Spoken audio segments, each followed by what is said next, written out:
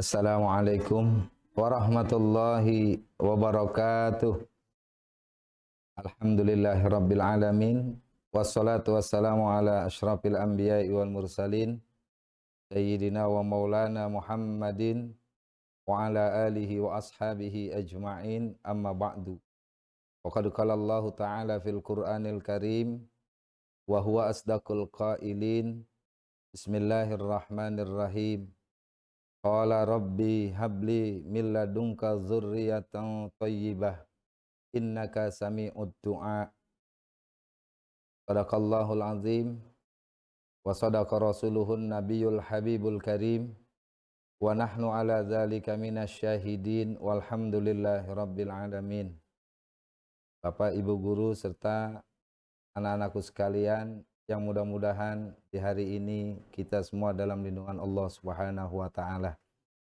Alhamdulillah, puji syukur kehadirat Allah Subhanahu wa taala atas segala limpahan karunia-Nya. Mudah-mudahan kita digolongkan sebagai hamba Allah yang bersyukur. Salawat teriring salam semoga Allah sampaikan pada Nabi kita Muhammad sallallahu alaihi wasallam, pada keluarganya, para sahabatnya, mudah-mudahan kepada kita semua ila yaumil qiyamah. Mengawali pertemuan pada tausiah Jumat ini, marilah kita tetap jaga prokes dan tetap semangat menjalankan aktivitas kita pada hari ini. Pada pertemuan tausiah hari ini, Allah Subhanahu wa taala berfirman di dalam Al-Qur'an surah Al-Imran ayat 38. Allah berfirman, A'udzubillahi minasyaitonir rajim. Bismillahirrahmanirrahim. Qala rabbi habli min ladunka dzurriyyatan thayyibah innaka sami'ud du'a.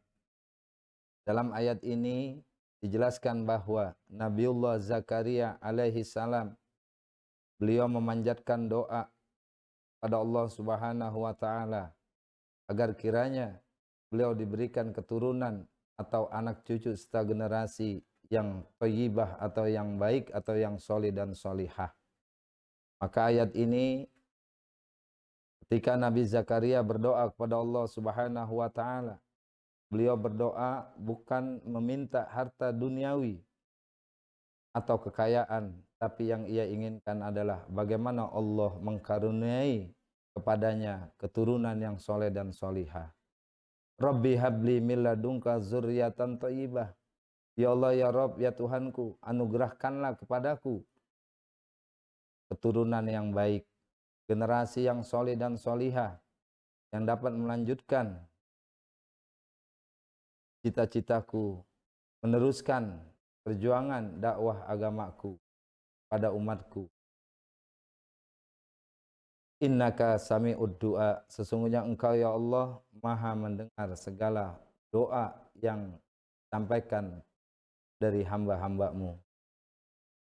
Dalam ayat ini dapat kita pahami bahwa kebanyakan para nabi dan rasul, ketika beliau menginginkan sesuatu, yang pertama caranya adalah mereka melakukan doa agar doa diijabah oleh Allah Subhanahu wa taala. Yang kedua, yang mereka harapkan dan inginkan dari Allah bukanlah harta semata, bukanlah kepentingan dunia, tapi bagaimana memiliki keturunan yang dapat melanjutkan cita-cita dan perjuangan para nabi tersebut. Dalam ayat ini Nabi Zakaria alaihissalam di penghujung usia, di saat sudah memasuki usia senja, beliau berdoa, Rabbi habli min ladunka dzurriyyatan thayyibah. Karena yang diinginkan oleh beliau adalah peninggal beliau kelak menghadap Allah Subhanahu wa taala, beliau memiliki generasi yang dapat melanjutkan perjuangan dan cita-citanya. Begitu juga pada Nabi Ibrahim alaihissalam, ketika beliau hijrah, beliau berdoa juga kepada Allah, mohon kepada Allah agar diberikan zuriyah solihah, turunan yang soleh dan solihah, yang dapat juga melanjutkan cita-cita dan perjuangan Nabiullah Ibrahim alaihissalam. Lalu dalam ayat ini maknanya adalah bahwa keturunan yang soleh dan solehah yang kita dambakan, yang kita doakan kepada Allah jauh lebih berharga dibandingkan harta, kekayaan dan dunia lainnya. Karena anak dapat melanjutkan cita-cita dan perjuangan kita. Yang kedua, anak juga mampu menjadi anak yang soleh yang mendoakan kita saat kita berpulang ke rahmatullah. Maka keinginan para nabi dan rasul memiliki generasi yang soleh dan solihah tidak lain dan tidak bukan memiliki misi dan tujuan yang mulia pula. Maka untuk kita semua ada anjuran dalam ayat ini agar kiranya kita selalu berdoa agar diberikan keturunan yang soleh dan solihah. Selanjutnya, untuk menciptakan program kita memiliki keturunan yang soleh dan solihah, tentu tidak hanya kita melakukan doa semata-mata, tapi ada upaya yang real yang kita laksanakan, yang kita lakukan selaku orang tua. Bagaimana yang dijelaskan oleh Rasulullah Shallallahu Alaihi Wasallam dalam sebuah hadisnya, "Allimu auladakum, fa innakum makhlukuna li zamanin ghaira zamanikum." Rasulullah mengingatkan kepada kita selaku orang tua, "Allimu auladakum, ajarkanlah anak-anakmu, fa innahum makhlukuna li zamanin ghairi zamanikum." Maka sesungguhnya anak-anak kita yang tercipta pada saat ini, yang terlahir di zaman saat ini, mereka diciptakan tidak sama pada saat zaman dulu orang-orang tua kita terlahir di dunia ini. Saat ini sudah luar biasa kecanggihan zaman dan teknologi. Perangkat-perangkat gadget atau teknologi lainnya luar biasa canggih sehingga anak yang belum besar pun sudah mampu memainkan atau mengoperasikan alat teknologi seperti itu. Namun demikian, pesan Rasulullah dalam hadis ini yang dimaksud ajarkan anak-anak kita adalah berikan mereka pendidikan basic keagamaan untuk membuat dan membangun karakter mereka jadi anak-anak yang soleh dan solihah. Pengetahuan dan kecanggihan zaman serta teknologi hari demi hari, masa demi masa tidak dapat dihindari dan jelas banyak manfaatnya. Namun demikian, tetap wajib kita bekali anak dan keturunan kita dengan nilai-nilai karakter, agama, akhlak yang baik. Sehingga kelak mereka besar menjadi cendekiawan yang berakhlakul karimah, cendekiawan yang soleh dan solihah, yang mampu membangun bangsa dan negara ini dengan nilai-nilai keluhuran budi pekerti yang luhur. Karena itu, tentunya ada modal besar yang harus dilakukan oleh orang tua agar anaknya ingin jadi anak yang solih dan solihah. Di antaranya adalah tanamkan, ajarkan mereka nilai-nilai agama. Ajarkan mereka mengenal siapa Tuhannya. Ajarkan mereka tentang akhlak yang baik seperti akhlak Rasulullah Shallallahu Alaihi Wasallam. Saat ini banyak anak pintar, pandai, jenius, tapi bisa jadi ia belum mengenal siapa nabinya, dari keturunan mana nabinya, silsilahnya dari mana Rasulullah Shallallahu Alaihi Wasallam. Maka ini PR besar buat kita selaku orang tua, karena kita hidup di dunia tidak selesai saat kita meninggal, namun ada kelanjutan dari anak-anak yang kita tinggalkan, agar mereka tetap mengharumkan nama kedua orang tuanya saat orang tua tidak ada lagi hidup di dunia. Mereka membawa bendera dakwah, membawa bendera perjuangan dan cita-cita orang tua yang saat di dunia barangkali belum terrealisasi, maka anaklah yang melanjutkan perjuangan tersebut. Maka dengan demikian, perjuangan orang tua untuk membentuk anaknya menjadi anak yang solih dan solihah, ini tentunya perlu pengorbanan yang besar, pengorbanan yang cukup, bukan hanya melalui doa saja, tapi ada upaya yang real dilakukan untuk pencapaian hal tersebut. Yang pertama adalah ajarkan anak kita dasar-dasar agama, pendidikan agama. Karena di dalam sebuah hadis Rasulullah Shallallahu Alaihi Wasallam menjelaskan ada kewajiban orang tua yang menjadi hak buat anak, ada 3 hal. Yang pertama, ayyuhsina ismahu iza wulida, bahwa kewajiban orang tua ketika anaknya lahir memberikan nama yang terbaik, nama yang bagus, nama yang membawa berkah, nama yang membawa harapan kedua orang tuanya kelak di masa akan datang dapat menjadi qurrata a'yun, dapat menjadi kebanggaan buah hati kedua orang tuanya. Rasulullah mereferensikan bahwa berikanlah nama anak-anak kamu diantaranya dengan nama para nabi, nama para tokoh-tokoh alim ulama, para tokoh-tokoh mulia, orang-orang solih. Silakan diberi nama agar mudah-mudahan di antara kesolihan orang-orang yang tersebut ada masuk kepada anak-anak kita semua. Kemudian yang kedua, ketika anak kita lahir, kewajiban orang tua adalah ayyu'allimahul kitabah, bahwa kewajiban orang tua adalah mengajarkan tentang Al-Quran kepada anaknya. Bagaimana anak ini mampu membaca Al-Quran? Itu adalah kewajiban dasar daripada orang. Lalu pertanyaannya, bagaimana kalau orang tua tidak mampu membaca Al-Quran, sedangkan ia menginginkan anaknya mampu membaca Al-Quran?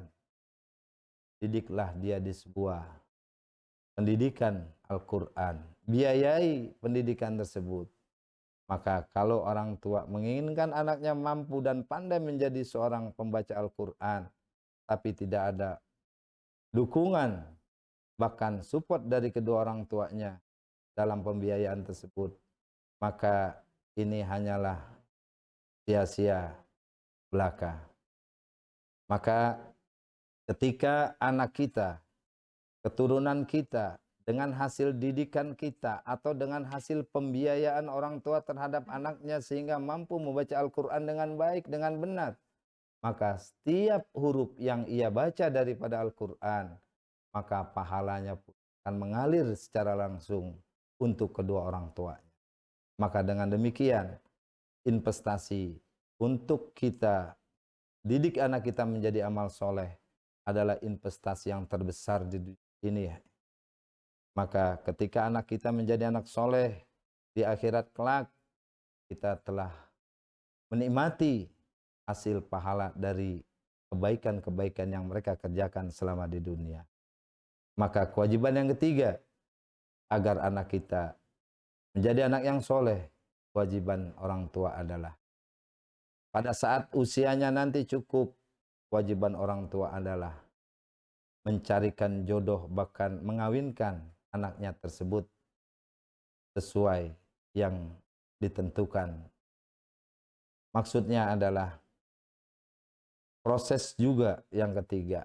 Kalau anak kita udah soleh dan solihah, pilihlah generasi yang untuk melanjutkan mereka memiliki keturunan yang soleh dan solehah juga adalah calon dari suami itu pun atau calon dari istrinya itu pun adalah orang-orang yang soleh dan solehah. Agar apa?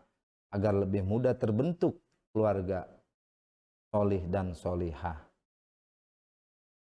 Maka Allah Subhanahu wa Ta'ala mengingatkan kita, kita harusnya cemas, kita harusnya khawatir, kita harusnya risau ketika kita meninggal dunia, kita meninggalkan generasi yang lemah. Generasi yang lemah imannya, generasi yang lemah Islamnya, generasi yang moralnya rusak, generasi yang tidak mengerti agama. Mereka paham tentang ilmu pengetahuan lainnya, tapi mereka tidak memiliki dasar pengetahuan agama. Mereka tidak memiliki akhlakul karimah, mereka tidak memiliki pembelajaran agama sehingga mereka tidak berakhlak yang baik dan mulia. Maka ini seharusnya para orang tua cemas dan khawatir kalau meninggalkan dari alam dunia ini memiliki generasi yang seperti demikian. Seperti yang digambarkan oleh Allah Subhanahu wa taala di dalam Quran surah An-Nisa ayat 9. Wal yakhshallazina law taraku min khalfihim dzurriyyatan di'afa khafu 'alaihim wal yattaqullaha wal yaqulu qawlan sadida. Dan hendaklah khawatir, cemas, berpikir dan gelisah para orang tua ketika mereka meninggalkan alam dunia ini, meninggalkan generasi yang lemah, lemah iman, lemah Islam, lemah agamanya, lemah moralnya, rusak akhlak dan budi pekertinya, bahkan mereka miskin. Maka inilah generasi yang dikatakan oleh Allah generasi yang lemah. Maka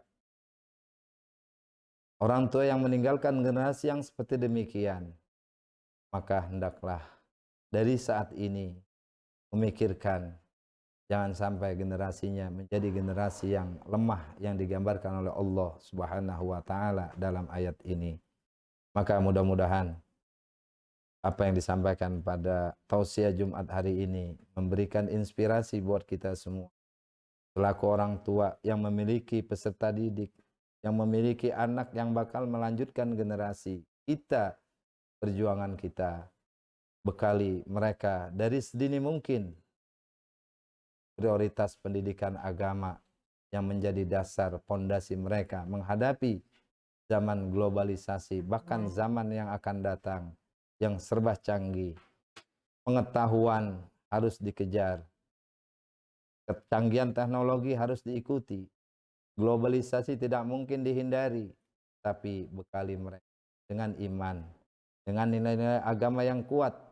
Mudah-mudahan kelak mereka menjadi cendekiawan yang berakhlakul karimah, cendekiawan yang solih dan solihah. Demikianlah, mudah-mudahan bermanfaat. Hadanallahu wa iyyakum ajmain. Wassalamualaikum warahmatullahi wabarakatuh.